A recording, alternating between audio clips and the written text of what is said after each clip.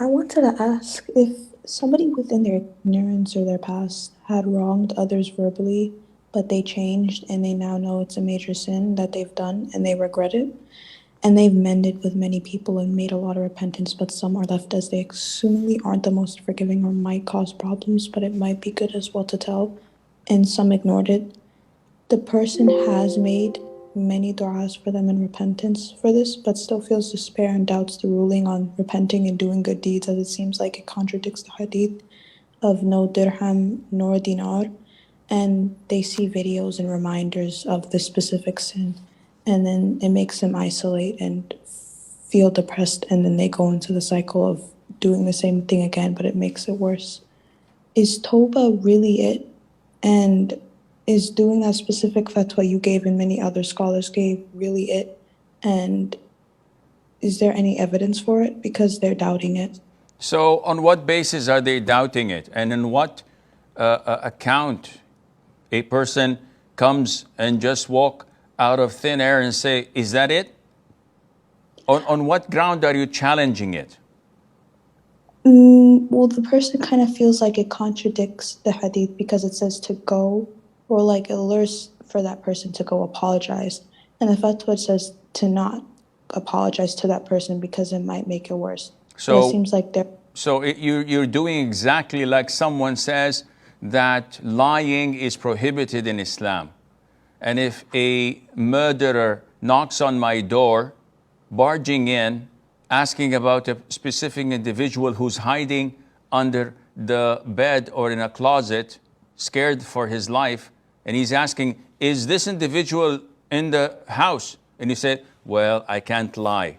I have to say, yeah, he is under the bed. And he goes and kills him. Is that a logical thing because it goes under the main guidelines not to lie? Yes or no?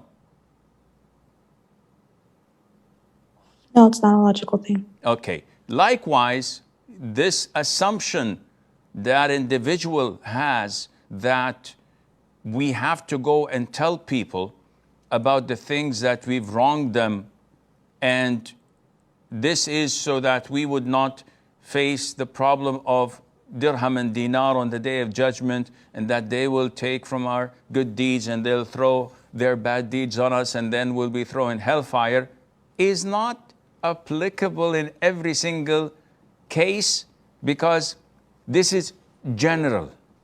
When there is a greater evil that may be a consequence to telling people about your past and the things that you've wronged them with, Islam says no, refrain.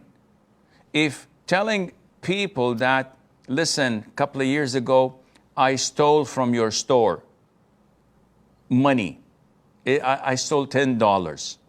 And this means that they're going to report me to the police and they'll incarcerate me and probably throw me in jail for a couple of years. Nobody in his sound mind would say, no, you have to do this. No. For such a trivial amount, the evil that is resulting from coming up front and saying the truth is far greater than whatever is anticipated from the reward. Therefore, we have to weigh the pros and cons. And we have to commit or to do the lesser evil of the two.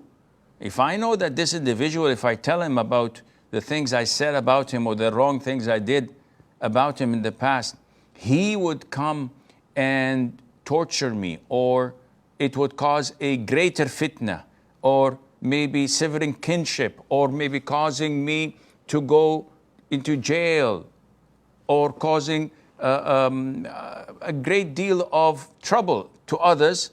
No, Islam tells you, you don't have to do this, and Allah knows best.